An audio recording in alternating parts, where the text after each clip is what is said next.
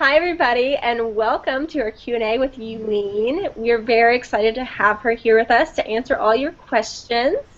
Um, just to remind you how this is going to work, you can ask questions either in the YouTube comments or on Twitter using the hashtag AskYulin. And you can also come in. We already have a few people who we're going to bring in here in just a second. Tweet or mention the Seahorses using Join Yulin, and we'll DM you a link, and you'll get to come in, and we'll have fun, and hopefully learn lots of fun stuff, and get to know each other better. So Yulin, hi! Hello! Thank you for joining us. Yeah, I'm hoping my internet will be good enough for this. It'll work. We'll make whatever happens work. Yay. Mary Kate had a very tenacious internet connection, her first Q&A as well. Okay, gotcha. We're used to it. So you work with Shipwrecked Comedy. Yes. How about you just explain to us all what that is and like how it started, because I'm very curious to know. Yeah, totally. So Shipwrecked Comedy is a channel that I co-created with my friend Sinead Prasad and her brother Sean Prasad, and it's really kind of just a place where we're like three filmmakers and our filmmaker friends where we get to make whatever work we want to make, because as actors and directors and writers, the work that we do for other people isn't always necessarily as creatively fulfilling as the work we dream up for ourselves. I think I said this in a YouTube comment yesterday, but it's basically our playground where we can do whatever, and since my directing sensibilities happen to be very like literary, shippy, because I wrote a lot of fanfic growing up, that is probably a lot of what the bent of the channel's content has been. But yeah, and then I also run a separate channel for my just like personal projects called Yulin is Working, where I did another series called I Didn't Write This that some people might have seen, Sean and Mary Kate in, as well as our like fangirl adaptation. Your fangirl adaptation finally like pushed me to start the book because I wanted to be able to watch it, but I hadn't gotten around to reading the book yet. So thanks for that. Oh, that is the point of the series, to get people to read things that I like to read. Well, we're about to bring some people in, but I'll go ahead and pull one of our first questions just from the Ask tag. I think this was from Clavisa, who can't be here right now, wants to know what your favorite fictional kiss is and why. Clearly, you must have some, since you wanted to do a whole series on kissing. Is she saying like in a movie or in a book? Well, I mean, I guess if she's not here to answer, like one of my favorite. Both. Animated or real life. Here's my problem, is that I have so many favorite kisses. Like, this is literally the thing that I watch probably the most. It's, like, really shameless. I just love, like, fictional kissing, I guess. Real-life kissing is cool, too. But I guess one of the top ones would be the one from North and South at the end with Margaret Hale and, like, Mr. Thornton. And she does this thing where she, like, kisses his hand first, and it's just my heart. It's very good. And then another fictional kiss that I like a lot, well, that's the one that comes to mind, actually. But like Dawson's Creek, probably. There's like a Joey and Pacey one in season 2 or 3, where he's like, I'm trying to remember, it's like the episode where they go to the aunt of Dawson's house, and Joey and Pacey have already kissed at this point, but like there's still some like question marks if they're gonna kiss again, and then he does this thing where he's like, I'm gonna count to 10, and if you don't want to kiss me, then you're just gonna have to stop me. And then he kisses her, and then at the end of the episode, she does the same thing to him, and it's great, and they have like a weird cover of Daydream Believer by the Monkees. I don't know, sorry, I'm rambling. This is weird. I like that you're so passionate about the kissing. Yeah. Awesome. Well, we'll go ahead and get some of our fans started. So we'll bring them in. We have Heather and Katie joining us. So hi, guys. Hi. Katie, I'm such a big fan. Also, Heather, I am also a big fan. You guys are the best. So I think we're going to hear from Heather first. Oh, you guys are both still muted, actually, by the way. It's doing that. It's auto-muting you even though we unmuted you. Sorry. Can you hear me now? Yes. All right. I was wondering Hey! I was wondering what inspired you to be a director. What brought you into that field over other art forms or other career paths? Or Yeah, I started out wanting to be a screenwriter, and I mostly wanted to write television because of the series finale of Dawson's Creek, and typically, I would write like screenplays in college, and I would hand them off to my friends who would be like, "Oh yeah, I'll direct," and usually they were like grungy art student males because I didn't have a film school. I was creative writing and an international relations and politics major because Carnegie Mellon didn't have a film school. But anyway, so I would write these screenplays and I would hand them off to other people to direct, and then I would watch them on set and I would be like, "You're just effing everything up." So, finally, and it was also just a bad match because obviously it was all like shippy, literary, whatever. And I was handing them off to a guy that was like really into horror, and like he was like, "Oh, we could do something really interesting here," and I was like, "Okay, I'm sorry, this is anyway." So we had a student film festival, and the guy that usually would direct my stuff was like going out of town, and I was like, "Oh, I guess I'll just try directing my first thing by myself," and it was called 3x3x3. It was a story about a breakup, and the film festival that year, actually, I just thought of this, we would take poetry that was submitted by the different schools in Pittsburgh, and you were assigned a poem that you had to adapt as a short film. Oh my gosh, how am I not realizing this now? This is like the through line of the rest of my work. Wow, that's crazy. But anyway, so I got a poem. It was about a boy who could solve a Rubik's Cube in like 16 seconds or something. So I decided to do a whole short film about a breakup because I had recently gone through my first breakup, and I was like, well, time to turn this into art, I guess. And I directed that, and I liked that, even though it was mostly terrible, but I liked it a lot more than anything I had ever handed off to other people to direct before, so I decided I should just do this by myself, because why not? And I kind of fell in love with the medium over time as I directed more and more things. I kept thinking it would be like, oh, I'll direct this one and then I'll be done and focus on the screenwriting, but that never really happened, and I just decided to full-time pursue directing. awesome. Very, very cool. We are going to get a case question, but really fast. I want to remind everybody watching that if you want to come join us and Katie and Heather and ask your own question, tweet us, and we'll let you do that. Yay. Katie. Okay, so obviously all the costumes and Kiss in the Rain and stuff are like fantastic, and I was just wondering if there was like a particular one that caused you a lot of trouble to find, or like Yes. you had a favorite. I think you actually tweeted about hating this one too. The 1930s one with the checkered like stuff. I had so much trouble trying to find a 1930s dress for Mary-Kate because like some of the dresses are a mishmash of like things that she owns and things that I own, but for some of the periods we just didn't have options for them, so we went to a costume warehouse to look for them. And 30s is a very difficult time to costume for because it's so specific. It's like that Katharine Hepburn like power shoulders but like high collar, and then she has to be like sassy but like also cute in like a modern day thing. Because here's my thing about like some shows that like do a modern update thing, it's like it's not cute. And that's like my main thing. It's like it should always look good. Like, come on, guys. Unless I'm like deliberately trying to make it not look good. I'm sorry, I'm rambling.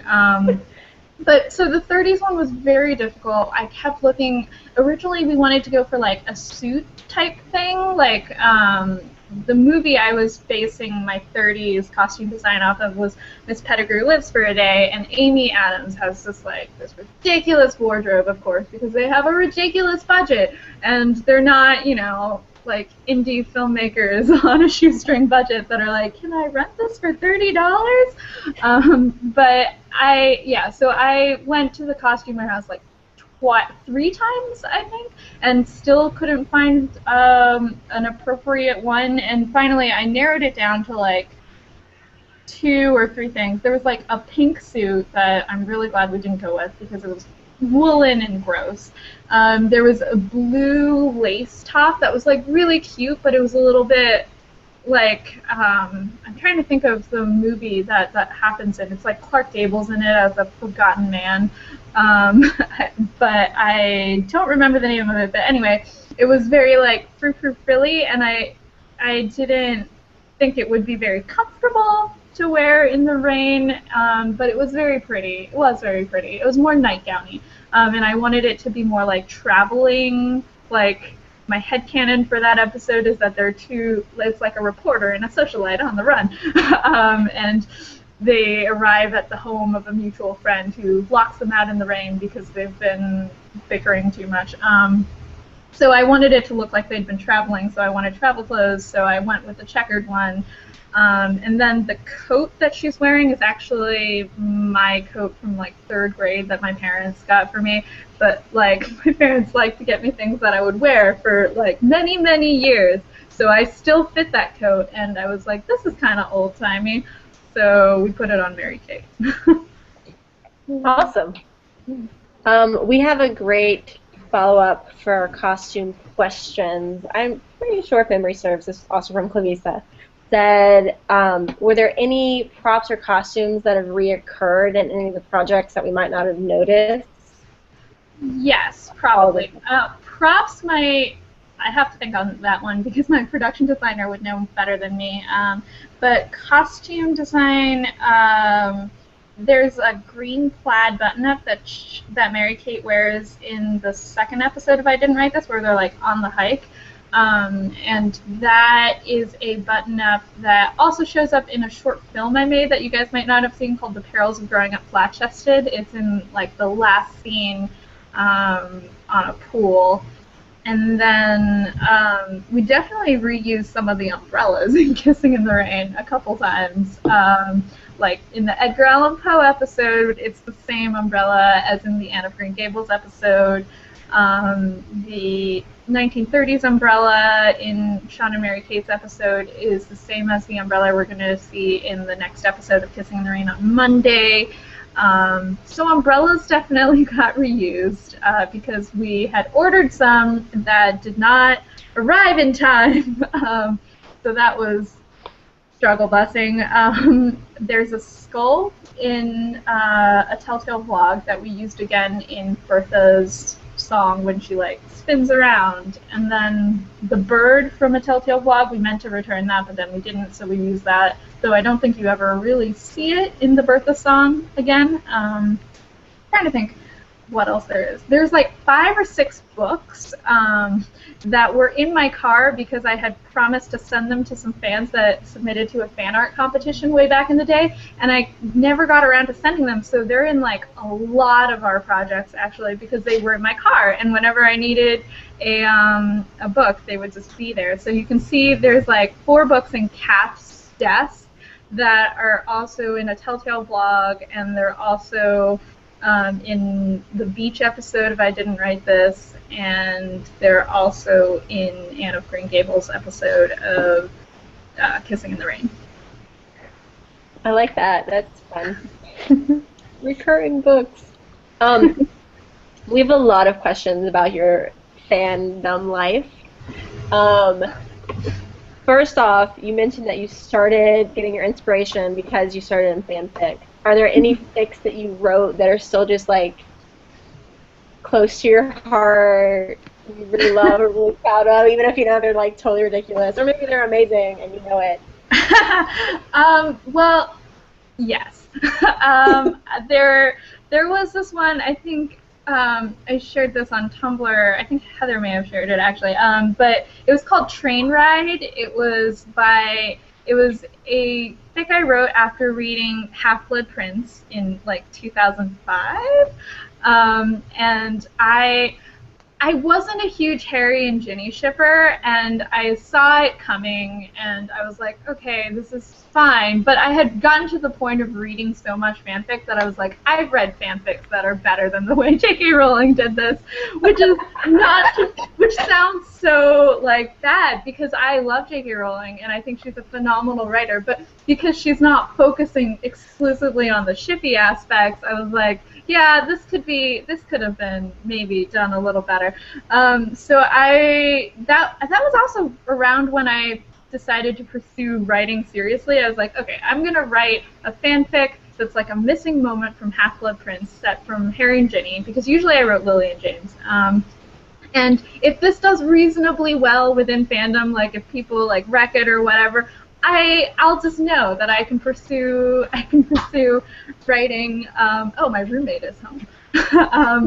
I can pursue writing, and I wrote a fanfic that was like about the train ride they take home, and it went over really well. I think I got like a little banner to put on my live journal, which I was really, really proud of. It was like the first thing I had done that had gotten a significant amount of notice. And so I was really proud of that one.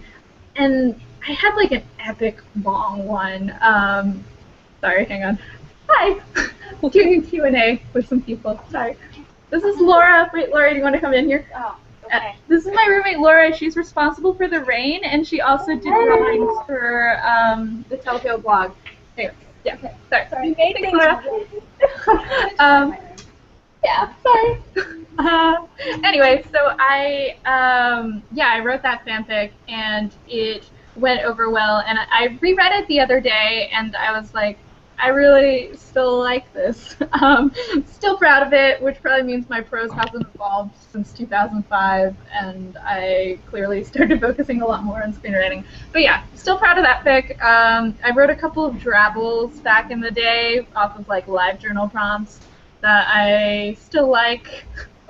But nobody should read my epic long Lily James ones because they were really bad. They were really bad. This means we're all gonna go hunt them down now. Well, you shared that fic on Twitter, and I did. So I read it, and then I thought that your disclaimer really explains a lot of how you approach the transmedia experiment for Kissing in the Rain. Like, I have all this space that I can do whatever I want with. So I thought it was really interesting, and I had to share it. Oh, that's so Yeah, I sweet. think I saw your post sharing that, Heather. I loved that disclaimer too, and I'm pretty sure I read the fic from that. Well, thank you. I'm glad you guys enjoyed that disclaimer because, yeah, every time I like date somebody, I always, within like the first week of dating them, I get a phone call that's like, so I Googled your name and I found your fanfic, and I'm like, no. So I definitely have put it out a lot more recently than I did in the past, but I'm glad you enjoyed the disclaimer because I was probably proud of it when I came up with it at the time. So we have lots of other fandom questions about the things that you love, because that's fun. We talked about how you like to fangirl. Do you have any other favorite books? Any recent favorite books? Recent favorite books? Well, let's see. I do like a lot of the John Green books. I read The Fault in Our Stars, which inadvertently led me actually to the Lizzie Bennet Diaries because it led me to the Vlogbrothers first. And so that is a fantastic book. Very much looking forward to the movie. Anne of Green Gables, obviously, I'm obsessed with. Harry Potter is probably my greatest love though, just because it like changed my life. It like I wouldn't be doing so many of the things that I do if I didn't read the first book back in I think 4th grade, like little 9-year-old Yulin. Oh my gosh. So Harry Potter has a very special place in my heart that I don't think is possible for any other book to top. Hold on. You were in 4th grade when you read Harry Potter? Yeah. How old were you? I was either 9 or 10, yeah. Okay, alright, okay. I also definitely started my fanfic account before I was 13 years old. And just lied about it, but whatever. That's so funny, yeah. I feel like everyone from our generation feels that way about Harry Potter. Oh yeah. When I went to VidCon last year, Mika Kitty was performing a song called "Baby You're a Gryffindor," or there's like something about wizard love, and I just started like weeping openly because I had never been in a place where so many people knew the words to a Wizard Rock song in person. Because I had gone to like the midnight showings in like my local bookstore, but there weren't that many like hardcore fans in my town, so that was like a different experience. I was in a stadium full of people that loved Harry Potter, and I'm getting like teary-eyed just thinking about it. Yeah. That is always fun. Wiki and VidCon are both that. Yeah. I wish I had more interesting books to share. Why We Broke Up by Daniel Handler, who is the author behind Lemony Snicket. That is a fantastic book that I highly recommend.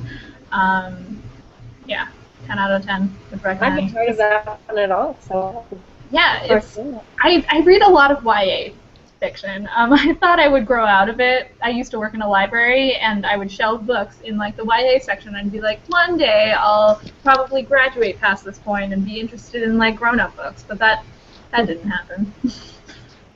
He needs to grow up. Yeah. I think Heather has another kind of good follow-up question in here with just things that you like and recommend. Well, now that you've recommended a book I've never heard of, I want to know if there's any movie recommendations you have, any like directors or movies that have really been influential for you. Yeah, I really love Wes Anderson. I'm not like a huge fanatic. I haven't seen like every single movie, but his was one of the first movie I ever saw by him was Rushmore, and I remember thinking, oh, that's a cool movie. And then I watched a couple of his other movies, and then Moonrise Kingdom came out, and I was like, oh my god, this is a movie specifically like made for all the things that I love, because I really like coming of age with like younger children too, and it was about like kissing and this like runaway romance, summer romance between like two 10-year-olds, Susie and Sam. And it's really great. I really love it. So that's a movie I really recommend. Also, to shout out to fellow lady directors, Sofia Coppola directed The Virgin Suicides, which is also based on a fantastic book that I read in college for a fiction class. It's written from like the we perspective, which is kind of unusual and cool. But the movie is also very good. And I also liked Lost in Translation by her. So she's one of my fave directors, I guess. I really liked Super 8 by J.J. Abrams.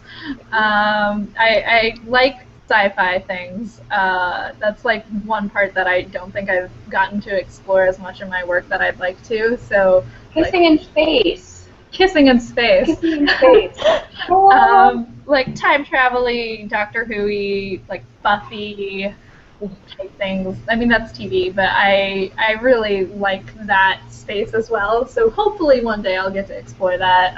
Sinead really likes spooky stuff too. So I'm trying to think of other movies on my. Oh, When Harry Met Sally, I rewatch every like 6 months or so. Probably less. It's probably been like 3 months or so since I last watched it. And I love that movie so much because it kind of shaped the rom-com genre, and right now the genre is not where I want it to be. It's in desperate need of a like what's that called when you go like stat and like shock it back to life?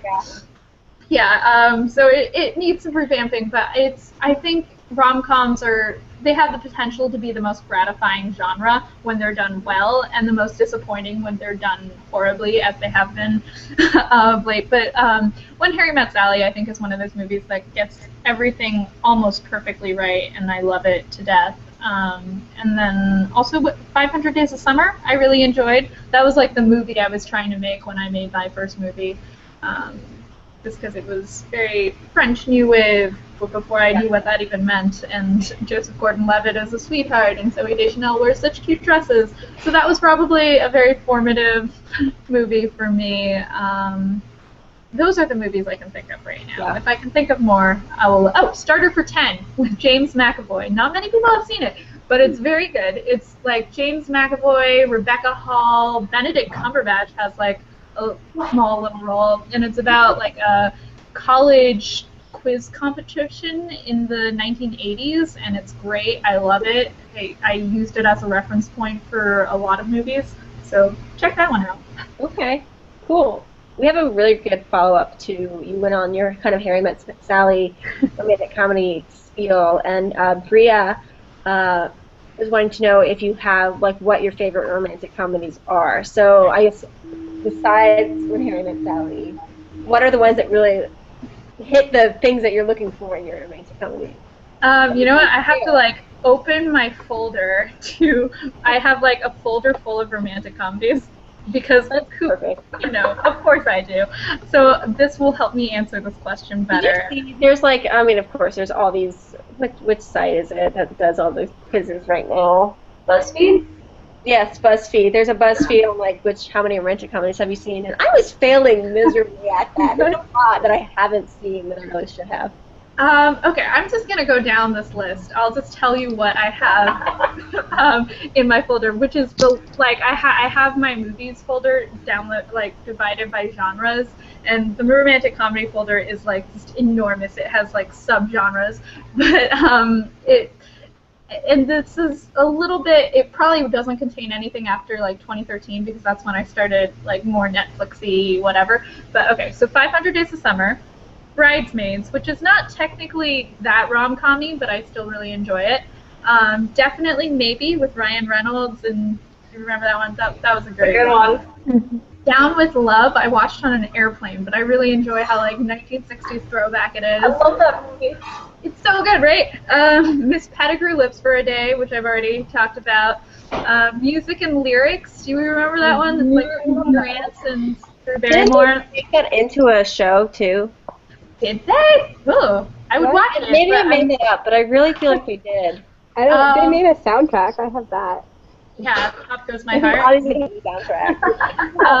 Verify us on YouTube. Somebody Google it and tell us. Then I have Nick and Nora's Infinite Playlist, which has a song I stole for our fangirl adaptation. Say Anything, which I watched as research, so that's not like a top one, but it's also pretty good. Silver Linings Playbook, not that rom-com-y, but it checks some boxes. Warm Bodies, oh my gosh, I love Warm Bodies. I'm like obsessed with Warm Bodies. It's so good. It's like a zombie rom-com, and everything really cute. Everything about it just, and also I have like a giant crush on Nicholas Hoult and his like eyes. When Harry Met Sally, obviously.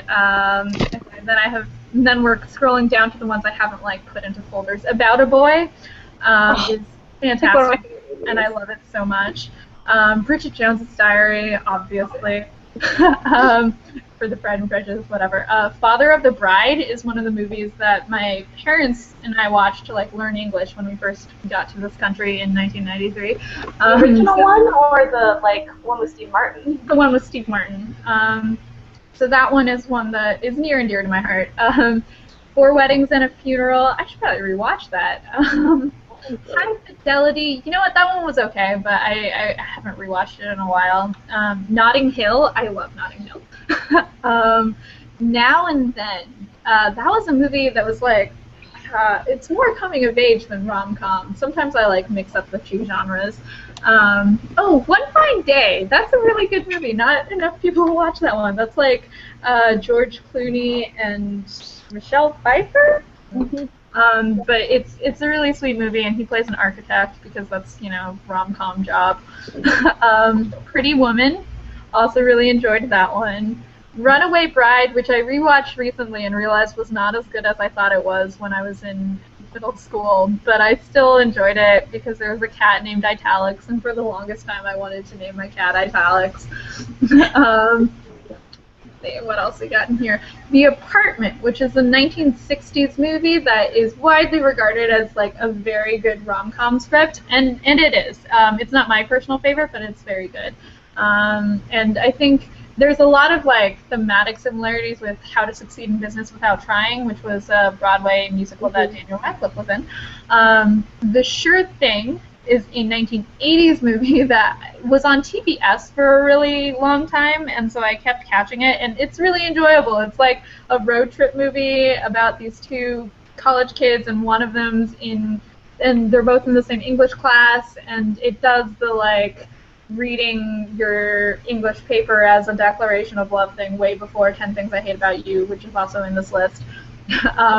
And then Zach and Miri Make a Porno is the last one. And I'm sorry, I just read through my entire romantic comedy library for you guys. There's probably more that I can't remember. Moonrise Kingdom, obviously, but that's a pretty comprehensive list.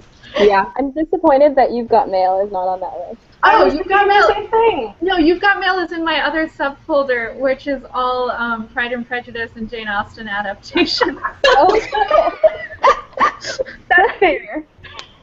Very important list to have. Yeah. So what, like, of the recent rom-coms that have come out have just been total fails of the genre for you, and why? I haven't seen one in theaters in a really long time. For that reason, I'm trying to think of the last rom-com I went to see in person that, well, here's the thing. It's hard for me to say that because, like, as a filmmaker, I get that it's really hard to make a good movie. Like, I've never done a feature-length movie, and God knows I would probably be, like, vomiting every day from stress if I were to shoot one. So I don't want to, like, critique any of them that harshly.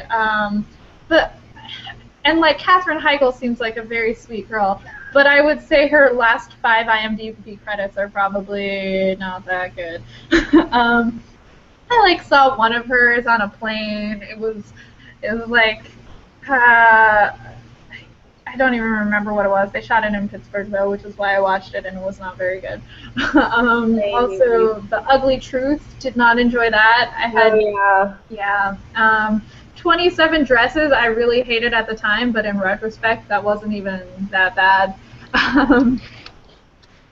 Yeah, so it's a genre that I feel like recently people have been focusing more on coming of age rather than rom-coms, which is as they should. Oh, one more rom-com. It's not in my rom-com folder because it's under foreign, but there's 2 French movies actually with Audrey Tautou. Am I saying her name? Oh my gosh, yes. I don't know how you say her name, but yes. One, it translates to priceless. It's like Pour de Prix. I never took French, but it's like she plays this high class, not really escort, but like she finds sugar daddies basically, and then one night she mistakes the bartender at a hotel she's staying at for one of the wealthy guys, and then realizes he isn't, but then he continues to pursue her by like kind of playing her game, and it's this very like French farce, like smart romantic comedy, and that was really well done. And then there's another French film called Populaire that I am obsessed with.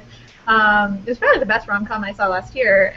That's about a typewriter competition and like a guy who trains his secretary to become the world's fastest typist in the 1960s, and it's just gorgeously costume designed, and like I love it. I love it so much. Everyone should watch it. Feels like something I want to watch. I have it on the Dropbox folder if anybody really wants it. But yeah. Yeah. Also, I think it's on Netflix actually. Oh, well then. Awesome. follow-up about your romantic comedy list, The Princess Bride, Monique is asking on YouTube. I wasn't that into The Princess Bride, which I know is like sacrilege, and it Get has out. Fred Savage. Hang up. I know, and I know Fred Savage is in the beginning, and I love The Wonder Years. It's a good movie. It's just there's something about it that's like so 80s cheesy, and I think it's one of those movies you have to watch when you're like really little. And I didn't watch a lot of movies that like other people have watched because I think it's like your parents introduce you to those movies, and since my family moved to the United States when I was 3, I didn't have that like deeply entrenched, these are the movies we are passing down to you. So The Princess Bride was never part of my like, I guess, growing up canon of movies, so I didn't fall in love with it as much when I watched it for the first time when I was 22. But it's a fun movie. When you do a Q&A with Sinead, you can definitely ask her about it because she loves it to death, and so do a lot of other people. Knew it. Cool. I'm going to throw out another reminder to people watching. I think you're kind of like been going a little while, and I've seen our view count go up. So new people joining, just remember if you have questions, you can put them in the comments. You can use Ask Yulin, or you can use hashtag Join Yulin, and you can come in and join all of us in here and chat and have a good time.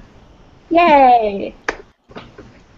JWJE5 is asking on Twitter. I don't know what that name stands for. But he wants to know if you had no limit budget-wise, what would be your ideal project? What are you going to do? Probably a rom-com, let's be real. And it would be hard for me because like part of me would really want to do a period movie, like a 1930s Miss Pettigrew Lives for a Day type deal, or like a Downton Abbey thing with like love-hate snarky characters. But then part of me would want to comment on the time period that we actually have and like relationships in a 500 Days of Summer-esque way.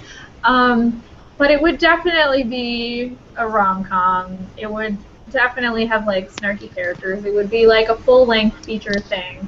And it would probably have literary references all up in there. There would probably be a musical number because I love musicals. So Just one? just one, like a throwaway one, kind of like they did in 500 Days of Summer when they're doing the "You Make My Dreams Come True" Hall & Oates bit. Have you guys seen? Sorry, this is totally. I'm like jumping way off topic, but I'm just thinking random musical numbers. The new pilot coming out. That's the like musical. I have not. I've been kind of like. It looks so like looks very campy, hokey, like making fun of itself. Do you know which network it's on? What's going on? And then he's just like ABC. It's ABC because Once Upon a Time shared it on Facebook. Oh. yes. I will have to look that up. I'm not aware. It's like original songs. Oh yeah, That's no. cool. Alan Menken is doing the music. What? That's awesome. Like it's like one of those things that's either going to be amazing or like awful. I feel like, but I'm hoping But for. Alan Menken, How can it not be amazing? right? Like, He do the Little Mermaid music, isn't that him? He does a lot of. he did so many of the Disney. Yeah, he did Enchanted, and that was really. It feels like it has a very enchanted vibe with just the whole like. I don't know, like. What's the word? The type of humor. There's a word. Yeah. It's not sarcastic exactly, but it's kind of that. I don't know. Making fun of itself humor. Well, I will definitely be checking that out for sure. Hannah, why don't you go ahead and ask your question right now while I'm looking at some of the YouTube questions we have coming in. Okay, sure. So, Yulin, my question is, what advice would you give to other people who want to work in web series or other such creative endeavors? Well, other such creative endeavors. Great work, by the way, with Project AOGG. It's doing great. I wrote a Tumblr post about this a while ago, I think, and I'll see if I can find that. But basically, I would focus on production design. A lot of people don't focus on that, and production values, because there's so much content out there that it's hard to stand out. And I think one of the things that is nice to see in web shows is that extra production value / quality. Like, throw on a couple extra lights, pay attention to what's in frame, get really good actors, because it's always very clear to me, at least, whenever there's like not professional actors that are acting. And that's not to say that you can't cast like people that don't have SAG credits, because one of the short films I did, The Perils of Growing Up Flat-Chested, I just cast a friend that I had audition, but just have those auditions, have the table reads, and just make sure that your actors can be good at what they do, because that's such a huge part of what you're doing. And trying to think of what else. Production design, actors, pay attention to everything, I guess, because that's your job as a director. Pay attention to the music, pay attention to the scripts, pay attention to the production design, and delegate to people who will focus on those things, because you can't know everything, but you should care about those things. And I think a thing that I see in a lot of like beginning filmmakers, they focus a lot more on camera than they do in art department. And with male directors, I'll see a thing where they're not that experienced, where when they costume women, it's like solid color dress and then like a shrug, or something that's just like, it's not how women necessarily dress. It's like, I've dressed you in like this basic thing and then throw on a cardigan, and it's like, well, add some accessories.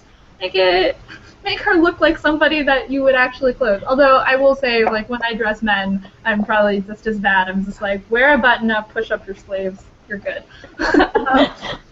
But you know, they're much more casual about how they dress. I feel. Yeah. Yeah, so think about what the costume design says about your character. Think about the makeup and their hair. Like, are they trying to impress somebody? There's like layers that you can convey just by costume design and makeup and hair and production design. So I think mostly it just comes down to paying attention to the details and being very detail oriented. I always create a production design Pinterest board for every production. For the web series I've been doing recently, they're like per production, but if it's like a short film, I'll usually do a different board for every room, or every location, because that's like much easier for my production designer, because then she can figure it out that way. Are those private, or do you have those public? I'm just curious. Those are public. I can dig up a link to my Pinterest if you guys are interested here. We're all gonna stalk you.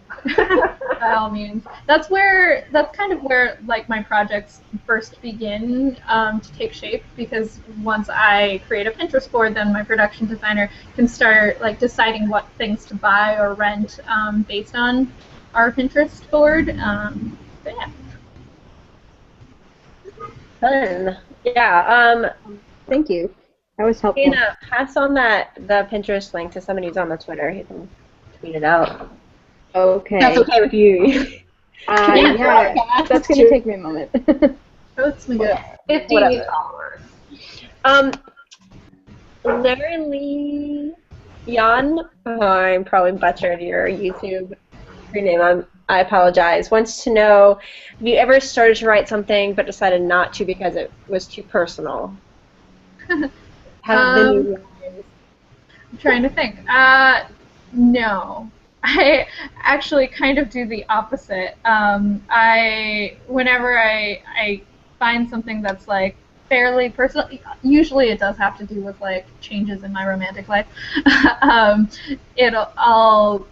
turn it into something. I haven't shot everything, but I'll usually write something if I'm going through a breakup and then like shoot it later. I'm trying to think if there is anything that's like intensely personal that I haven't written. No, I think it's better, honestly, to pull from those deep wells of personal pain and put them into your work, because then it makes your work more honest. And so that's generally what I do.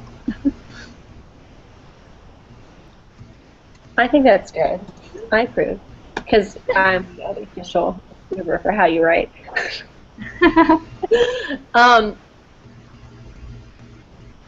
Sorry, I'm looking at a couple of questions, trying to decide which direction I want to go. Let's talk over and talk some about Kissing in the Rain for a little bit. Yeah. Because that's kind of the current project that you're working on, and you just finished up a chapter, and lots of fun stuff. Fan canon, I love it.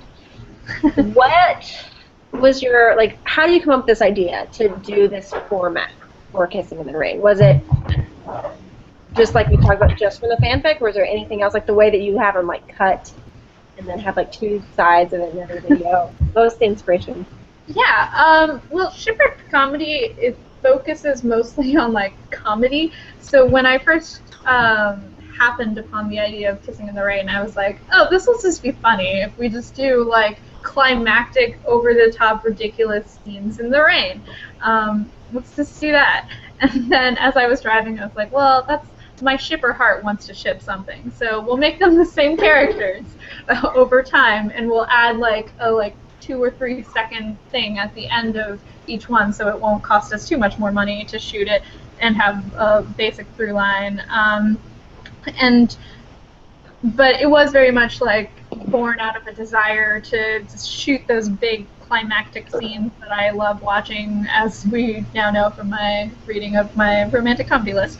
And the cut director scene was part of that, like, oh, I want to have like at least a basic story. And the fanfic came much later, actually. The fanfic idea didn't pop into my brain until we had already kind of like announced the series, and somebody posted, I think it was Pretty Far Out Man, Caitlin Olsen on Tumblr, I want to say, she posted a like unofficial like theme song for Kissing in the Rain in the Tumblr tags, and I was like, this is really cool. People can expand on things, and there are so many things that I would have shot and a story I would have told if I had the resources.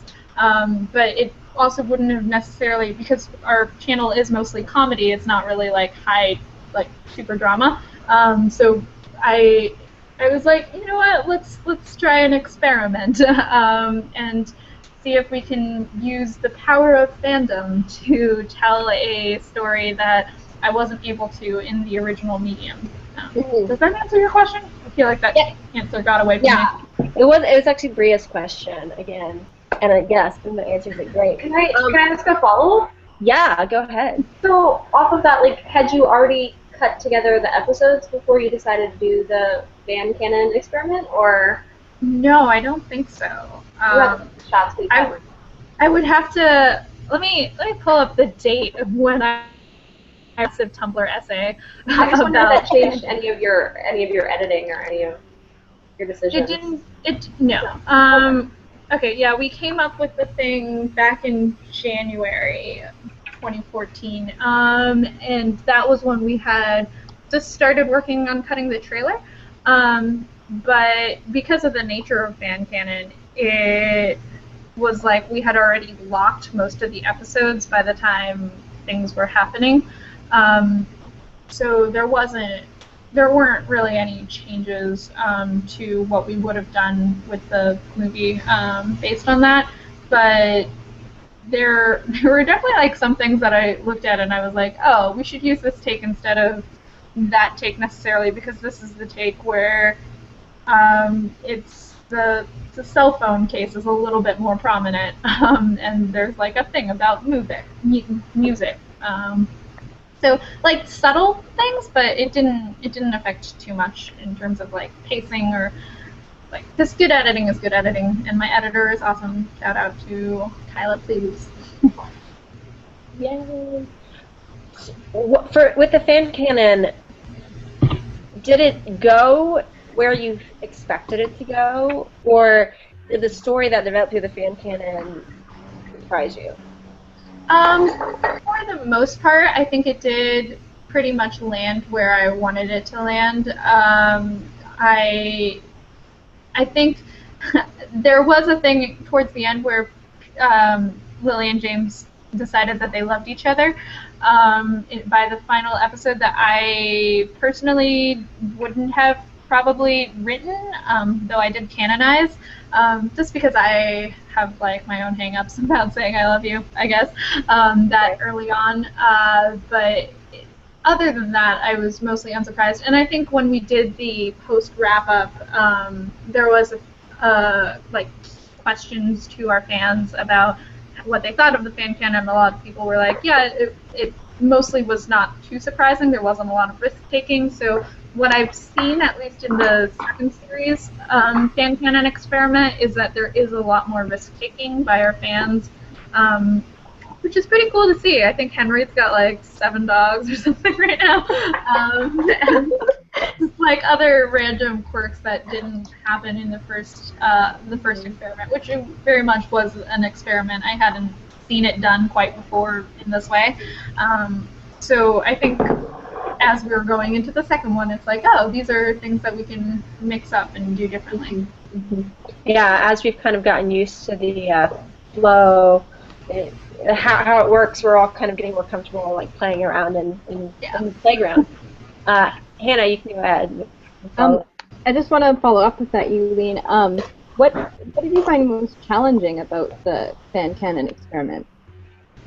It was probably writing the travels for myself. I had not really written fanfic since my last, or not fanfic, but I hadn't really written prose that I liked since my abandoned fanfic in like 2007 or something. And I had written some prose while I was in college that I hated all of. So I think I was nervous about writing prose because it's one thing to like make video content and put it out on Tumblr and share it with everybody, because not everybody is doing that, and also it's like you guys were already there for that. That's what you came here for. Whereas the Drabbles were kind of like an extra thing, and I've seen like a lot of our fans are very talented writers themselves.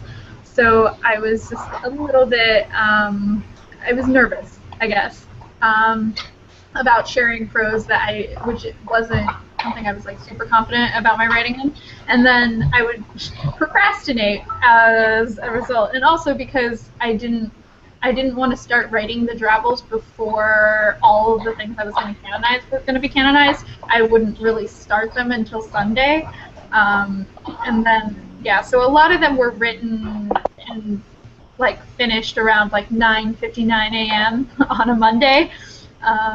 So that was probably the most difficult part of it for me. Do you think that you'll do, like you've already kind of said that Kissing in the Rain probably won't have any more chapters in your tea time from Thursday, but do you think that you'll do something with the idea of fan canon again in other projects? I'd like to. That would be very cool, because I really like what came out of it. Like, I liked the fan Drabbles, and I really liked the like posters, and all the multimedia was this really, it's like insane to me to see, because I when I was writing fanfic, I was like, I wonder if I'll ever make something that people write fanfic for, and I didn't think that would ever happen. So it was just insane to see. And Katie, your crafts are like, oh my god. Let's just take a pause moment to all just reflect. Katie? Yeah, all of Katie's them. amazing. They're great. I'm right now, that's why I keep looking down. Oh wait, you're making something right now? Yeah, Really? yeah. Can we get a preview? It's maybe it's just a book. You can only see the book. That's all you can see. That's cool. Yay! Katie, I love your art. I don't know why I said art. I was like craft art. Yeah. Sorry. I want to just watch you make everything that you make and just like So cool. It's not that exciting. It's really exciting for us. The first time you posted something, I like flailed in real life a lot, and then you did like your second one because I didn't realize you were gonna do one for every single one. And I think I was like in a sushi restaurant, and I just like threw my phone on the ground. I was like, oh my god. And I like texted Mary Kate and was like, "Oh my God, did you see this?" And then she responded and was like, "Oh my God." So we talk about you sometimes, Katie. Great. You know, just about how we're like, "Oh, she's really cool. How do we get to be that cool?" But yeah, your crafts are ridiculous. If you ever come to Los Angeles, please like work in my art department. I know the Emma approved people want you, but like, I really want you. We'll have a battle. It's fine. I'll learn some fisticuffs. But anyway, what was I going to say? Yeah, fan canon. I would like to do it again. It came out of a kind of unusual circumstances where Kissing in the Rain was very much like kind of meant to be something else, and so we used the fan canon to transform it into a different kind of story. But ideally, as like a storyteller, you're telling the story you want to tell already in its original form at least. So if we did it again, it would probably have to be different in some way, but I still like it very much and would like to explore it more. Well, I definitely think it happened because you asked us to do it. Because when I think of another like autobiography of Jane Eyre, like that's also like a huge literary YouTube thing, but I haven't seen many like fics about it. Mm-hmm. And I remember seeing a lot of fics about Lizzie Bennet Diaries, all the busy like tension and all of the AUs and pieces. So I just wonder what would have happened if you hadn't asked us to join in. I wonder how much. Y'all probably wouldn't have written anything. It's fine. There would have been gifts. There would have been fan art, definitely. Hopefully. I'd really, like, gifts to me are kind of like the baseline of success. Like, if something I've made has been gifted, I'm like, all right, cool. So I'm hoping that, like, I don't know, whatever my next short film is that doesn't necessarily star Sean or Mary Kate will still get gift, because then I'll feel, like, special. It's funny how gifts have, like, really set the par for how well you're doing. Yeah. It's so lovely. Yeah, the number of people I hear saying, "Oh, I watched that TV show because I kept seeing GIFs on Tumblr." Oh, yeah. Oh, so That's much. The reason I watched Brooklyn Nine-Nine, because I saw a GIF about Taylor Swift, and I was like, okay. Okay, so I have a few technical questions that came in from Sarah about making the rain work, which I'm very curious for the answer. And you said that your roommate was the one who did all that. So, like, how, like, do you set up a rain rig? And, like, how long is the rain running? Like, how does that work? Was that anticipated? It was like a tag team between Laura and Zach. They both, Zach is my DP, and they both kind of worked and figured out the rain together on our first day shoot. And we had like 3 different rain rigs. One of them was very simple. It's just like one person with a hose on this side and one person with a hose on this side. And it's just, you spray in the front and spray in the back, and it looks like rain. And then another one that we used pretty often was the same kind of idea.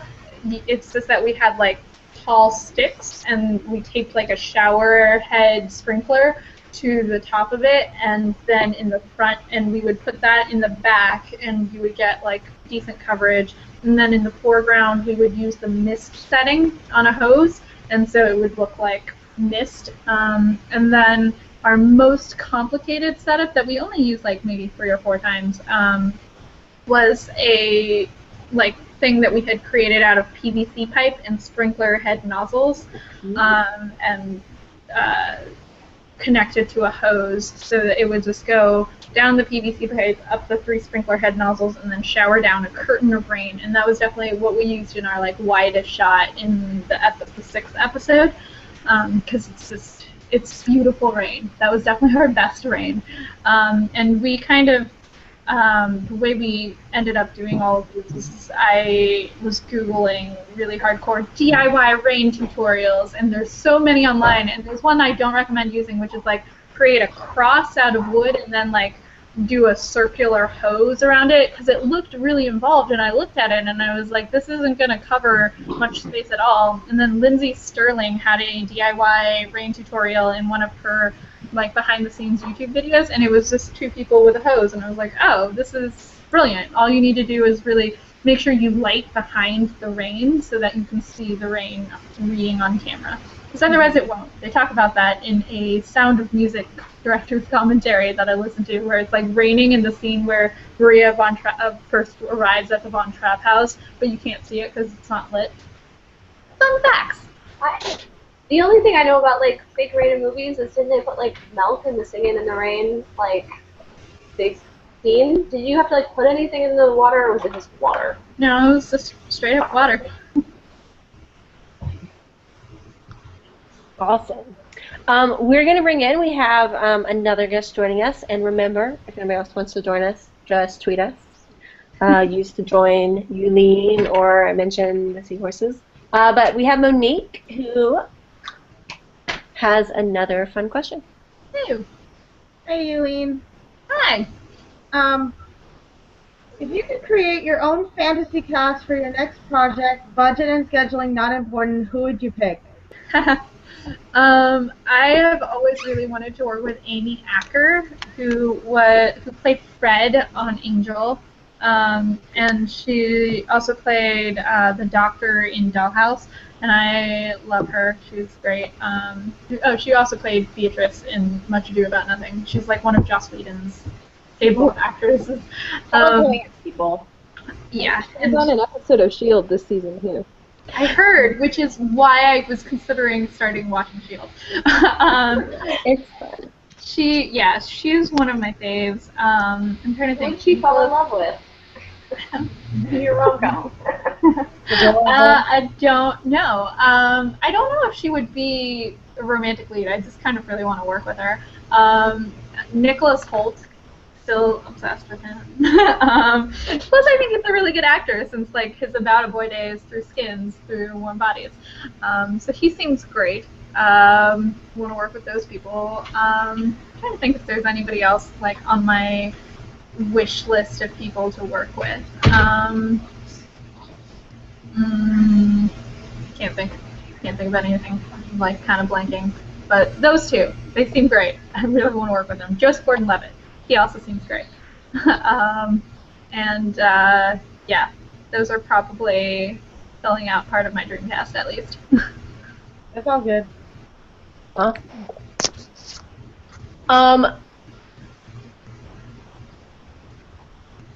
I'm going to go to a question from YouTube from Juliet, who wants to know how you met Sinead and Sean.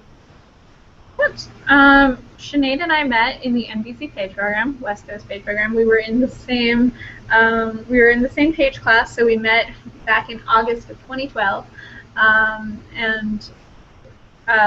Sean and I met, I don't know when Sean and I met, probably at some housewarming party at Sinead's house. But the first time I really talked to him at any length was on the first day of filming for a Telltale blog. And I was just like, oh my god, you are hilarious and amazing, and I need to cast you in everything. So Sean would probably be in my dream cast because he's like just a phenomenal comedic actor. And so would Mary Kate. They're both great. They are. Cool. Looking at, sorry, I finished up one of my follow-up. Oh wait, we had a follow-up come in about the rain. Lies or John, whichever you wants to know. Did you? He at one point thought you were maybe going to do a making of video about the rain rig. Behind the scenes. Is that still in the works? Yes, I recorded a lot of like kind of vloggy footage of myself talking when we were like in production, and that still needs to be edited, but it will probably be coming out in the weeks following production. Yeah. Okay, awesome. Good to know. All the extra behind the scenes on rain. Did you ever say? Oh, Go ahead. Oh, did you ever say what movies inspired each and every one of your films, or each and every one of the episodes of Kissing in the Rain, or are you gonna wait till the end to? Well, I was gonna do a post at the end of each chapter, but I like fell really behind because I had like a crazy week where I was trying to edit my reel and like find work. But yeah, I haven't yet, but I will. But Starter for 10 is one of them. Some of them though, like you've like talked about a lot, and then some of them I think maybe you've like mentioned once, but I wasn't sure. Yeah, no, there are definitely a lot of reference movies that we used for every project, just because, like, for my DP, I need to send him things. I'm like, make it look like this. Or for my actors, I'm like, this is the feel that we're going for. So I like have in my email chains like the movies I used. I can't remember them off the top of my head, and I definitely need to make that post. So I will make that post. But off the top of my head, I know we use Starter for 10 as a reference point, and we also used like Northanger Abbey, the ITV adaptation, as a reference point, and a couple of other things, definitely. Awesome.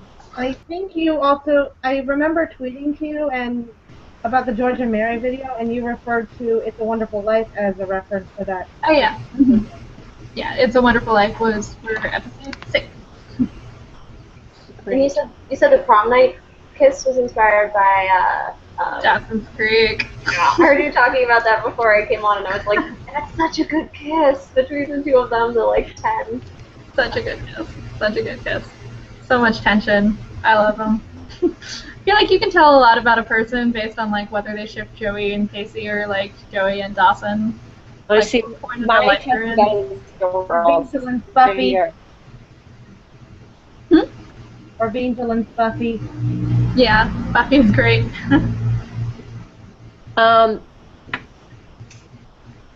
Clavisa asked if there was something. Was there anything during editing that you had to cut that was hilarious, or that you wish that you could have kept but just didn't fit in with the story? Any cutting regret? Not really regret. I always like to stand by my decisions. Punch myself in the face a little bit just now. But Sean and Sinead and Mary Kate and Cyrus, they're like pretty good at improv. And I think I've written many a Tumblr post as an ode to them and their improv skills. So there are takes that I didn't use where they improv'd things that were very funny. Like in the first episode, Sean says other things other than I hate food that are pretty funny that I can't remember off the top of my head. In the second episode, he like takes a book at one point and is like, this is my favorite book. That we didn't use. And Mary Kate's like, cool. There were things in there, a Telltale Birthday episode that I cut out a lot of. Like, at one point she asks him, oh, I found like a heart under my floorboard. Do you know anything about that? And then he's like, no, I genuinely don't, but tell me more. So there are a lot of things that are very funny that I wasn't able to use, but we're gonna cut together like kind of a bloopers type / outtakes type thing for Kissing in the Rain, and like set our end credits, because it's nice to have credits. We don't do credits on YouTube, but as a filmmaker, I'm like, yeah, credits. So we'll probably do like. I didn't know there's so many people working with you, like behind the scenes, even. Yeah, so many people, and I think we got by on just like the barest amount of people. If any one person had been missing from our crew, we would not have been able to make anything. Yes, please recognize them, because shout out to everyone who works with me, because you guys are amazing. Yes, they're amazing. My follow-up was going to be, so are we going to get to see these, but you already answered that you're going to give us a gag reel, blooper reel, something or other fun. Mm-hmm. I look forward to it very much. Give us all the cut stuff. Alright, I'm going to go back over to some of the random fandom questions we got in. Rami wanted to know if you have any ultimate crossover of characters from across the fandom. What would be... Words. Let me say that again. What would be your ultimate crossover of characters across fandom? Like, Ooh.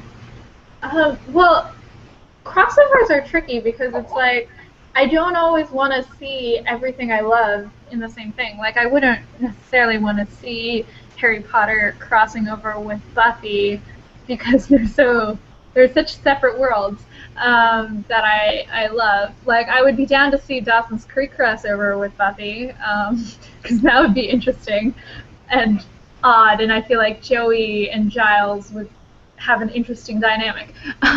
But that the ultimate fandom crossover is hard because then I'm just like, what are the things? And I'm just like quickly going through everything I love, and it's like making my brain go short-circuity. Like Doctor Who and crossing over with Sherlock, I feel like is something a lot of people want. And that would be that's very popular. that would be an interesting one, I think. But it's also hard to imagine them existing in the same plane. Like I just don't know if they would get along or even clash in interesting ways necessarily. But yeah, like fandom crossovers. Doctor Who is easy to cross over with a lot of things because it's just like, who do I want to see as a companion? And I feel like Hermione Granger would make a great companion. So something in that vein. Yeah. Gosh, so many great companions. Right? Monique, you were saying Buffy and Doctor Who. What if Buffy was a companion?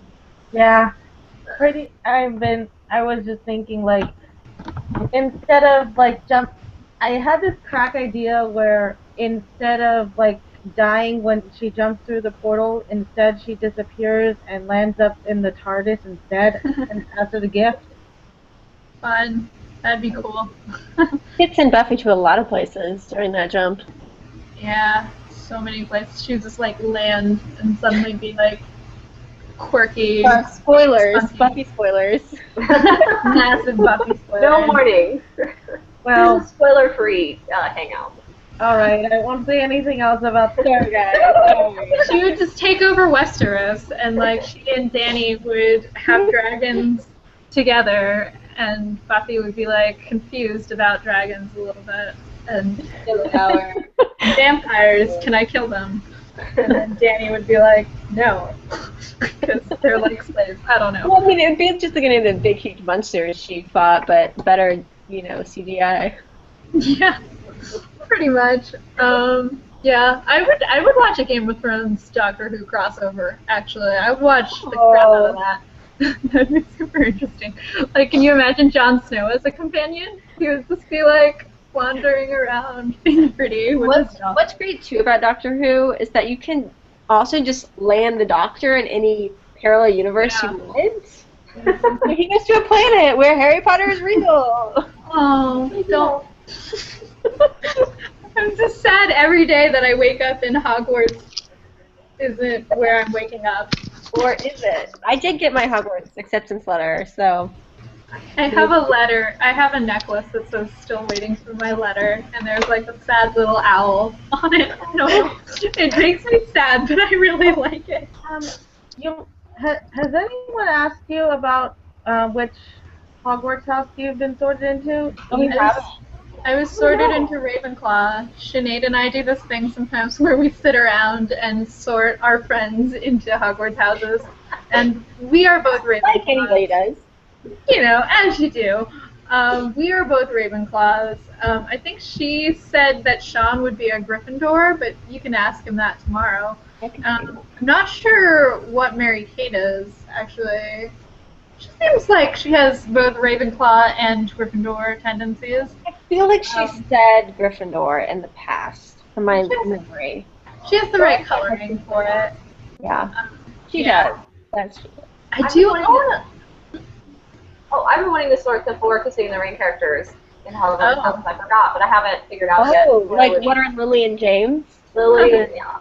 all 4 of them. I want to put them in 4 different houses, so it might be kind of contrived. I haven't figured it out yet. Huh.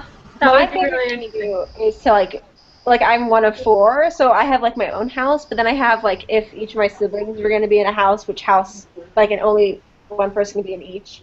So that's also fun to do because we all have every house a little bit in us. Yeah. I So. think Sinead said something once to that end about like, but I also have great evil in me. Sometimes I'm so much of a Slytherin, and sometimes I'm really not a Hufflepuff at all. So. Yeah, I think if it were like a house, I took a quiz once that was like, which 2 houses would you be in, like the mishmash, and I got Slitherclaw, which I'm okay with. It's a popular combination, Slytherclaw. Yeah. The Hufflepuff is much rarer. Yeah.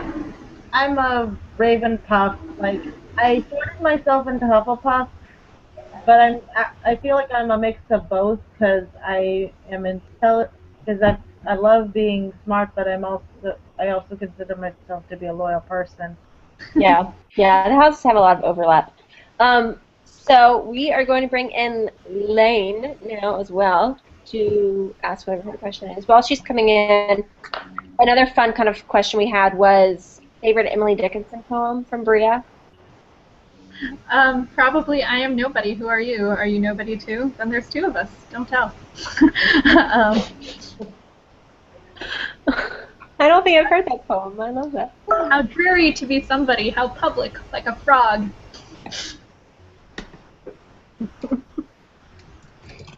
Awesome. Okay, well, Lane. Okay, so Yulin, what web shows have you been watching? Other web shows that you've like really enjoyed? Like any recommendations? Just throw. Yeah, there's one that's on Vimeo called High Maintenance that I really love. It's by this team in New York, and it's about I guess if you guys aren't 18 and over, maybe, but it's like about a drug dealer in New York and like the quirky cast of characters that he visits in each episode that are his employees, and it's just a very well done, well thought out, and well made show, and it's like funny and at times it's like very sad, and I just like it a lot. I like the way it's directed and the way it's done. Lizzie Bennet Diaries, obviously, I loved a lot. I'm trying to think of other web series that I've watched. Squaresville, I loved. It was so good. I like stalked everyone on the IMDb credits and was like, who do I know here that I can talk to? And I got to meet Matt Enlow once, and I just like asked him all of the questions because I was very obsessed with Squaresville. And let's see, I'm trying to think of other web shows. Not too many others, I think. Like High Maintenance is the one that I currently... Oh, Adult Wednesday Addams. I love Adult Wednesday Addams. It's so well done. It's like kind of spooky, dark, campy fun, and it's just great. And then this isn't so much a web series as it is a YouTube channel rec, but Julian Smith is one of my favorite like YouTube filmmakers. That's because he shoots everything so well, and his comedy is so smart, and he's just great. So that's a person. Awesome. Yeah, I've seen probably half of those. I'll have to go watch the other one. We had another question from Clovisa about, is there anything that you want to ask the fandom or want to know about, like anybody here, anybody who's watching now or later? Like what are you curious about your fans? What am I curious about? Well, I stalk you guys all so much already that I'm trying to think. It's like one of those weird things where I know everything about you already. Sorry. Not everything, but it's like, do you ever have this in real life sometimes when you like Facebook stalk somebody who's maybe not your friend on Facebook already, and then you meet them in real life, and it's like, I know things about you that you don't know that I know. Then it becomes weird when you're like talking to them, and it's like, I hope I don't accidentally say something that's like, I've been stalking you, which I definitely have with probably a lot of you. So Especially Katie. I've watched a lot of your videos. Oh God. We all stalk Katie a little bit. Right? We all kind of wish we were Katie. Or Like, that should be husband. I guess I want to know what you guys think of the first series, and I want to know what you think of the second one, and I guess for the most part, I'm most interested in fan reactions to the series and to the fan and travel experiment thingy. Tell me things. Tell me why you started creating things, Katie. I don't even know. I'm not like super confident at like writing like I don't know fanfiction or anything. So I was like, well, I'll just make stuff and then hopefully people will do something with that, and we did. So Yeah, no, it's super cool. Like your crafting is amazing. Katie has a great YouTube channel. You guys should all check it out. oh God, no, don't do that. Do it. Check it out. But yeah, tell me what you guys thought of the series, like in terms of like I hated all of it. favorite moments, favorite things. I don't know. What's your favorite episode? Well, continuing to love on Katie for a second, like I was excited to see her stuff because for the first chapter, I was really passionate about people putting like non-fanfic stuff in the tag. I was like, let's get some variety because like Yeah. I wasn't sure about how I felt about my fanfic. I was like, what can I come up with that's not just fic? Yeah, no, I think that was the coolest thing. It was like seeing things that weren't just like drabbles, which those were also awesome to clarify. And that's what I would have been contributing if I were participating, which I guess I was in a way, and that was what I contributed. But like And like the videos. Yeah, and those. But like, I really like seeing when people took it to a different space, and especially seeing things like happen in real life, like when people were just posting like, "Oh, I'm watching this on my like TV screen." I was just like, "That's so cool. That's an apartment that's not mine. That's watching Kissing in the Rain." I think my favorite fan canon thing was the video that somebody made as the reaction to one of Lily's like canonized tweets. Yeah. Well, actually, I don't think the tweet itself was canonized until after the video. Yeah. That was a cool little video. I really liked it. It was. That one was one where I was like, I want to canonize this, but I don't want to canonize it right now because I know what happens in like another episode, so I'm gonna wait to canonize it for a future episode. Yeah, that was fun. I know, gosh, favorite video. It's so hard to pick because they're all like great in their own way. I remember. Oh, sorry. Somebody else can go ahead. Oh, okay. Well, I kind of liked it when things started to turn around and Lily was starting to show affection towards Jane because of what I had in my own personal headcanon about Lily, and my personal interpretation of the shipwrecked part as a whole. Like, no lie, my tag for Shipwrecked was HGAU. And by the way, Yulin, congratulations on making basically the best Lily and Jane's alternative universe thing in the history of Lily and Jane fic ever. Wait, I only just now realized that Lily hates James at the start, just like Lily hates James at her. Really? That's fun. Where's the fic where like they have a kid in several years and they name him Harry? Or like the fic where it turns out that they can both do magic. Okay, no, we don't want to go there because then we're on the fic where like they die and their kid is orphaned. I know. No. Happy ending, please. Not okay. Spoilers! No. Harry Potter? I think I know that spoiler. Something that happens before the series even happens. No. But mostly because, like, I feel like Lily and James get so underrated on, like, Lily and James and Harry Potter get so underrated on Tumblr, and you making this kind of, gives a lot more depth to them. Oh, well, thank you. That's very sweet of you. I wish that a Marauders movie existed, and this was kind of my way of like, I'm just gonna make them Lily and James, because Sean has glasses sometimes and Mary Kate has the hair, and do you really think I'm gonna have two actors that look like that and not name them Lily and James at least once? No. So that was kind of, and we do get a lot of questions in the comments that are like, is this Harry Potter related? And I always have to say, no, it's not, for copyright reasons. And also because I don't want to alienate anyone that's like not really into the Harry Potter books, so I want it to be able to stand on its own. So that's why it definitely does. Well, Even too, like, I'm impressed how, like, I didn't read most of the fan canon until after the videos were out, just because my life was really crazy during the first chapter. Oh And yeah, you did a really great companion, the James and Lily KITR thing. That was amazing. I read it and I was like, great. Now I can read everything. I did it all in the right order. Because I was like reading it all, and so I went and I had to scroll all the way down to the Tumblr. Thank you for just making it endless scroll and not pages, though, because I think that was easier. Yeah. Good decision.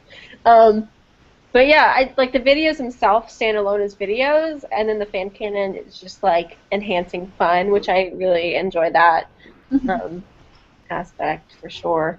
You said that the dialogue for the first episode came from one of your fanfics, right? Lily James one? Not like pulled directly. It's more like from all the fanfic I have absorbed from many years of reading and writing. There's always that scene in the love-hate thing where it's like, I hate you, I love you, and I'm gonna stay here until you love me too, which is maybe not the best practices in real life, but in fanfic it's fine. And so I think specifically it was the you're arrogant and you're insufferable and you're too tall. I probably used the too tall line before. I don't know. It's there's like certain things that read to me as more fanfic than like real dialogue, and sometimes it happens in like actual movies that I'll see and I'll be like, oh, that was very fanficky. And to me that's actually a high compliment, because I used to keep like, I would watch TV shows and I would just write down lines of like bantery dialogue for like usage in my fanfic, and I recently watched Captain America and there's a bit where she's like, bang, bang, bang, yeah, it works, to like test a shield, and I was like, that's fanficky, I like it. You just reblogged that on your Tumblr, right? I before did. I saw that. Hashtag transmedia.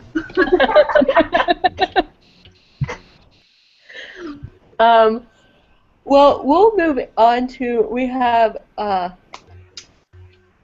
Lizzie, Bria, I don't know what she put down as her name. She goes by both, joining us. Would you like to ask your question? Oh, she muted herself. Not paying attention to me. Now you are.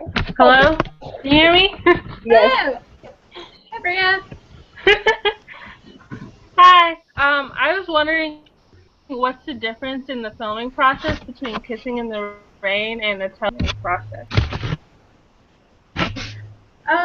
Well, the process is generally the same for every project. It's like idea, Pinterest board, go out and do all the things. And I think I did a Tumblr post on that before in the past too that I'll tweet later.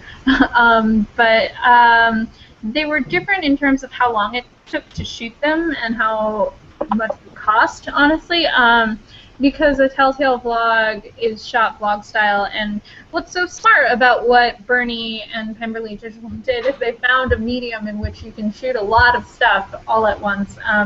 So it was literally, we set down the camera and we shot the vlogs, and then we moved the camera and we shot all of Lenore's vlogs, and then like there we have it. Whereas with Kissing in the Rain, we had to have much more of a mind, like, eye towards cinematography and like where the close-ups are, where the like mediums are, where the wides are, and how that affects it, and of course that affects how long it takes to shoot everything. So, and also in terms of editing, you have to take into account like continuity and like you usually cut on like moves for fluidity. So it's just a longer, more expensive process when you're not shooting vlog style. I have a follow-up to that. Where does I Didn't Write That fit in between those two in terms of filming? It depends on which episodes you're talking about. Like the first couple episodes we shot all in the same day. We shot the Poe birthday thing, and that was just crazy. I shouldn't have done that. But that's a much faster. It's like those episodes were like kind of a quick and dirty. Like we'll plan a basic scene and then we'll just grab B-roll, which is like just extra shots that are very quick to get. And it was all handheld, and we didn't really have extra lights. Zach is just very good at making things look pretty. Then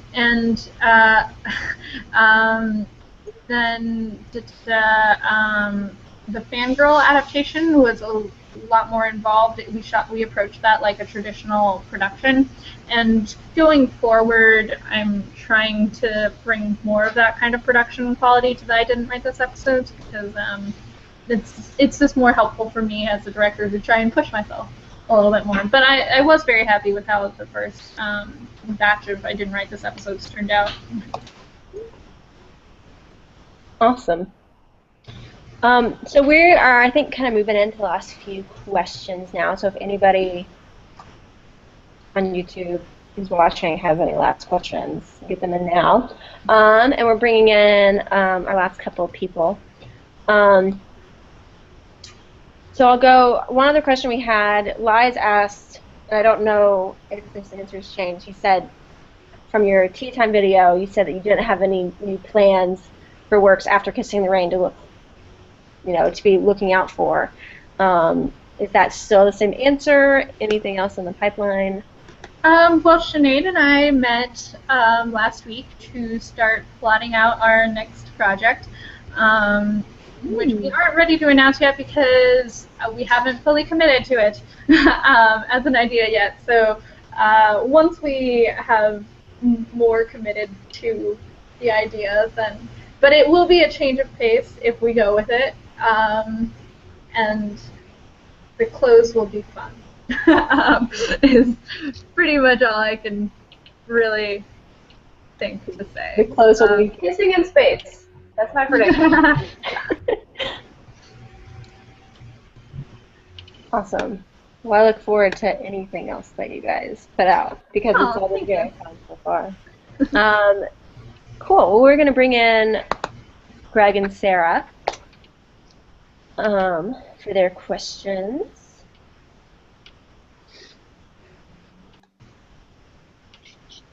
Greg, you can go first since you're being ready first. Hello. Hello. So with the rising popularity of podcasts like Welcome to Night Vale, would you ever think about branching out to other forms of storytelling besides video? Yes. Goats my goats. Yeah, podcasts are really cool, and I don't know if I would use them for storytelling so much as just like spreading the love of more things that I love. Like I listen to a couple of podcasts like Script Notes, which is a great little podcast about screenwriting and things that are interesting to screenwriters by John August, who did Big Fish, and Craig Mason, who does a lot of other movies. And I would highly recommend that if you're interested in screenwriting. And I was talking to Zach the other day. He had the idea of starting a podcast that's just like reviewing short films that we enjoy because we watch a lot of short films. So maybe we'll do that. I don't know. But yes, I'm interested in other forms for sure. But film is like my chosen medium, so I'm concentrating on that primarily. But I would definitely be down to work in other things like. Zach also has interests in video game storytelling that I don't know that I would be involved in, but that's other people from our team are also interested in. Okay, that's cool. Awesome. Before we go to Sarah's question, we had a question come in from Twitter. from SJ on Twitter wanting to know what inspired the perils of being flat-chested. Well, You can tell people who may not know what that is, because I know it's one of your older projects. The Perils of Growing Up Flat-Chested is a short film that I wrote and directed. It stars my friend James Walpert, who was recently on The Voice in like the top 5 or so contestants. He's ridiculously talented and also composed that song that everybody asks about from episode 6, Kissing in the Rain. And also Irene Choi, who's also very talented, and she played Asian Annie in NBC's Community. So that was a fun project that I did, and what inspired it was, well, I wrote it for a local screenwriting competition. And if you guys have like local screenwriting competitions, would recommend applying to those. And I got a production grant for that. So I guess part of what inspired it was like I should submit to this because I had entered 2 years previously, like 2 years in a row previously, and not won. And so I was like, I'm just gonna keep submitting every year until something happens. And so, but in terms of story, I think it was very much just like, I want to tell a coming-of-age story, and the things that I tell aren't necessarily things that happen to me, but I pull from experiences, so it's like when you like a boy and stuff happens. Awesome, cool. Well, we'll jump to Sarah for her question, as we, and I think we have a few more coming in from YouTube. So. Hey, I wanted to ask if there are any other technical challenges that were worth talking about on any of your shoots? And if you have any on-set stories from any of your projects, that might be fun. Technical challenges. Well, I don't know how technical this is, but in one of the takes of, or in like 2 of the takes maybe, of the Edgar Allan Poe episode of Kissing in the Rain, we hadn't figured out blocking yet, so Mary-Kate kept hitting Sean in the face with the umbrella. I was getting really worried about his like eyes. I think you might actually see it in, I did like a supercut of every kissing take they did, and that happens possibly in one of the Edgar Allan Poe ones you can see. Maybe not, but like, yeah, it's, he definitely gets hit in the face with her umbrella like 3 times in one take, which is kind of a technical thing. The rain was sometimes like starting and stopping. In the episode that we shot that's coming out on Monday, there were like the electricity went out at one point, and I was just, it was like on our first day of filming, and I was really afraid we were all just going to get electrocuted as soon as it came back on. Deeply unsafe, and I was like, okay, rain, this is a thing. So those are probably the main technical challenges, is like wrangling the rain Electricity stuff. plus rain. Yeah. Oh, also, not technically technical that much, but like there's an episode in a Telltale blog where Sean lights his poem on fire because he hates it so much, and that was a thing that I just told him to do because like it struck me in the moment, like, hey, we should try that because fire, why not? We haven't planned for this or shot it before. What could possibly go wrong? And like it like starts burning, and then like the embers hit his pant leg and like started. And he's just like, oh, ooh. And like he had to like cut immediately afterwards, so that was danger. Like the part where he says that was not as dramatic as I hoped it would be was like right before the ember hit his leg, and it got real dramatic. Okay, I feel like that needs to be on the blooper reel. That's the thing, we like cut because we were so like, we can't even worry about this, we need to like extinguish some fires right now.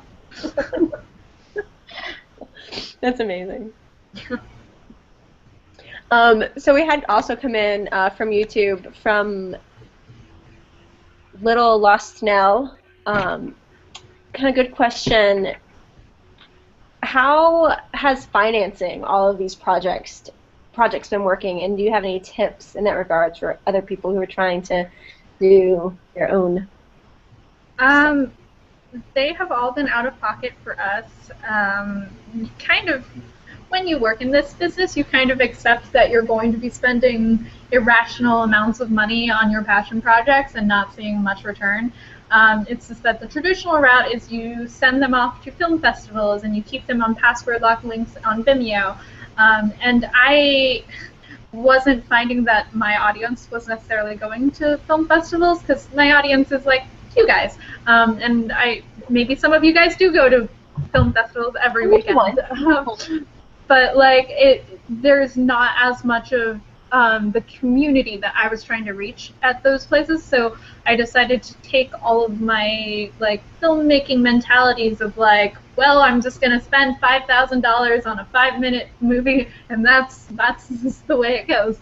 And I decided to bring it to YouTube instead. And honestly, there's more of a return on YouTube, because then you can talk to the fans, and that's really cool. Because like at film festivals, it's more like you meet other filmmakers, and that's really cool, and they're kind of like conventions in that regard. But it's not as cool in that it's like you're not meeting people that are necessarily excited about like Harry Potter or like shipping. You're meeting people that are excited about like filmmaking, which is so cool. So it's a very different thing. So in terms of financing, we were financing everything out of pocket. The thing about that is that I was used to spending like a lot of money on like one project every year, and in YouTube you produce a lot of content all at once. So it went from being like 1 or 2 big projects a year to like 1 or 2 a month. So it's definitely something we need to look into for our next projects. For Shipwrecked, we're probably going to do a Kickstarter for our next project, and for my projects over at Yulin is Working, I'm going to just start a Patreon page, because that will probably be a thing that'll go up either this weekend or early in the week, and so keep an eye out for that. Yeah, I think you definitely will have a lot of people who will be willing to give you a little something. That'd be nice. I mean, like, yeah, I'll keep making work no matter like what, even if like nobody wants to. But it would be helpful, because there are things I want to do in the I Didn't Write This series, at least. Like, I want to do an Anne of Green Gables episode of it, and that would be hard to finance entirely by myself. But like, yeah, so there are things I want to do that would be nice to have like a little extra in the budget for. Well, and the nice thing about, you're talking about wanting to find a community for your videos, and things like Patreon work best when you do have a community around the work that you're making. So I think that's a good decision. We had another question come in from Twitter, asking that you're not from LA, right? Was that a hard decision to move? It was not a hard decision for me. I live in New Jersey. My family is in New Jersey. They're probably watching this right now. I hope I haven't said anything that they would frown at. I knew that I was going to move to LA pretty much the entire time I was in college. Well, after my freshman year.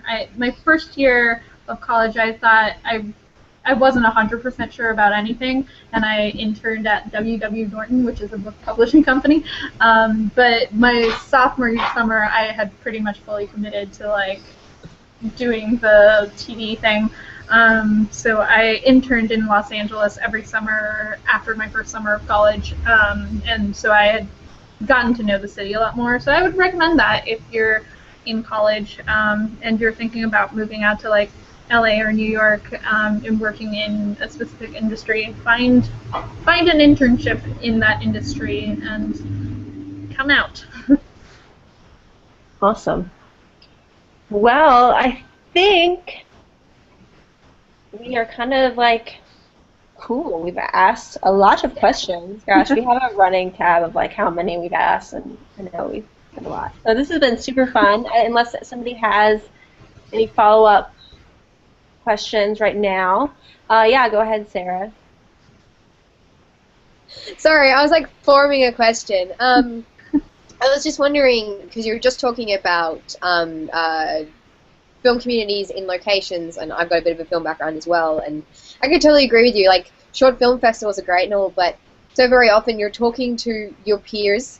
You're not necessarily talking to audiences, which is kind of what you were hitting on. And then you just mentioned, like, if you're going to LA or New York, and then I wondered if you're based in LA, aren't you, at the moment? Yes. Mm-hmm. So I was wondering if you've always been based in LA, and so if that's the case, then if you'd like to talk about that community a little bit, or if you were originally from somewhere else, and if you want to talk about what it's like being from somewhere else and doing the move, and whatever you want to talk about with that sort of thing. Yeah, I'm from New Jersey. Well, kind of. I was born in China, moved to Kansas, moved to New Jersey, went to school in Pittsburgh, then moved to Los Angeles. But the move was, yeah, like I said, it wasn't a very hard thing to consider doing. I had some friends from college that were also moving out here around the same time, which made it a lot easier.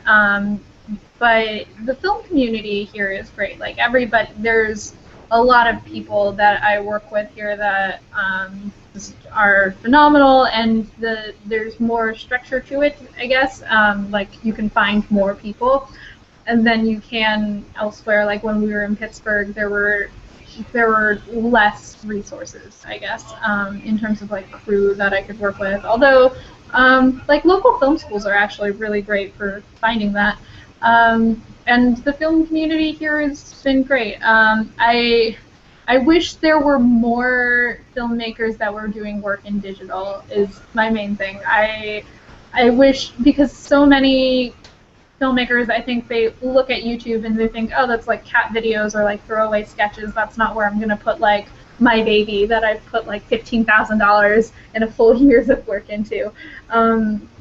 And I don't like that because I think you should always make your work and put it to where your audience is going to find it. And it's not just the fault of filmmakers. It's like a lot of film festivals won't want to accept your film if it's already online, which I think is silly and outdated and based on like very old-fashioned ideas of film.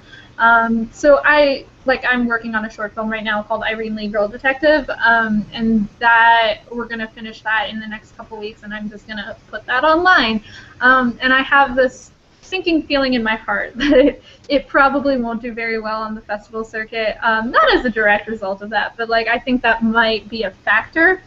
But that's okay because it means that people that I wanted to see it will see it. And that's why we make movies. We don't make movies just so we can show them only to our friends in our immediate circle and like to other filmmakers. We make them for like people to see, and I think that's what's so cool about YouTube is that there is this community of people, and like when I watch other people's videos, like Katie, I know you don't like me talking about it too much, but like when I watch through all of your videos and when I watch through all of the other videos of like people that have been vlogging about like our series and other things, you see that your fans are real people too, and that there's like a word called sonder about the realization that you're like surrounded by people and everyone's the protagonist in their own story, and I'm sondering really hard right now.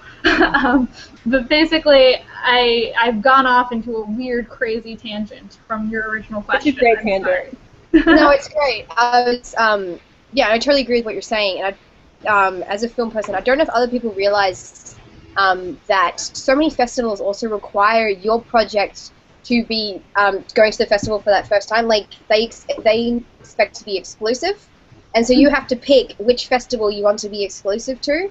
So it alienates audiences even more. So like it becomes less about putting your film in front of people and more about pleasing festival bodies and stuff. And I totally agree with everything you're saying about like audiences. What is important? That's why you make things. Yeah, yes. I've ranted many a Tumblr essay about this subject. But if we can, Sarah, if we can just change things in the indie film community, then let's do it. Yeah. Well, awesome. This has been a blast, Yulin. Thank you for agreeing to join us. And thank you for having me. You guys are so awesome. It's nice seeing your faces. Very fun, and as new projects come up, I'm sure we'll just keep chatting with you. Tomorrow, for people who are still watching, don't forget that MK and Sean are going to be on to answer questions about all the acting projects they've done with Shipwrecked. So looking forward to that, and hopefully you are too. Their hashtag is AskMKSean and Join MKSean. So be sure to be using those so we'll see your questions and be able to let you in. Yulin, is there anything you'd like to close with? Sarah asked a really great ending question. I can't remember the phrasing of it, but if you can, you can ask it, Sarah. She's like, oh, I don't remember, so I guess she doesn't remember. But it's No, you asked my question. The ending. What was that? Was the technical stuff? No. You had an ending question and our Q&As from a year ago that you would ask. Oh my god, you're asking me a question from a year ago? Oh, I remember what it was now. Oh my god, on the spot. What was the thing you said a year ago? Perfect memory. Yeah, no. Basically, it's usually we try to end with, is there something that you wanted to share? Is there something you wanted to say back to the community? Because often you get sort of talked at so much through this that now it's your time to be like, okay, reflect on what's happened. Is there something you wanted to share as a final moment? I guess it's just, I have really been touched by the fan response to everything. Sean said this in our Q&A video, but I kind of wanted to just echo it. I've never really been a part of something that's been watched by people that weren't my parents and me. And the closest I ever had to an experience where I felt like people cared about what I was making was fan fiction. And I didn't think for a while that I would ever get that excited in the same way about creating for a while, because I was making short films and things, but I wasn't excited in the same way, almost bizarrely, as I got when I would post new chapters of a fanfic, because there was that immediate gratification, and there was also that sense of community of oh, we're all writing fanfic together, we're all trying to figure out what's next in the Harry Potter books together. And I guess I didn't think I would experience that again, because I thought that that was a thing that was very specific to that one fandom and that one time in my life. And the whole process of Kissing in the Rain and the fan canon and everything about this fandom really has been welcoming in the same way as the Harry Potter fandom was, which is probably the highest compliment I can bestow upon any fandom. It reminds me of the Harry Potter fandom. But also that everyone here has just been lovely and polite and nice and kind, and it's just really, really touching. And if you guys are going to go to VidCon, then I will find a way to hug all of you, unless you don't want me to touch you. That's totally fine too. But I can't wait to share our next project with you guys. Just like I used to not be able to wait to share our next chapter of my terrible fanfic. So I'm just very grateful, I guess, to this fandom for giving me a feeling that I didn't think I would have again. Awesome. Well, yay. I think I speak for all of us that we're very grateful for you and your writing and your directing and just you being willing to put your work out there and share it, because we like to ingest it. So yeah, this has been great. I hope everybody watching has enjoyed this. You can tweet us at the Seahorses or send us Tumblr stuff if there's anything else you want to see the Seahorses get into. Yay, loving things. Awesome. And I'm going to end the broadcast now. Thank you so much for organizing this, Erin. You're welcome. Oh, wait. No, I didn't stop it yet. No.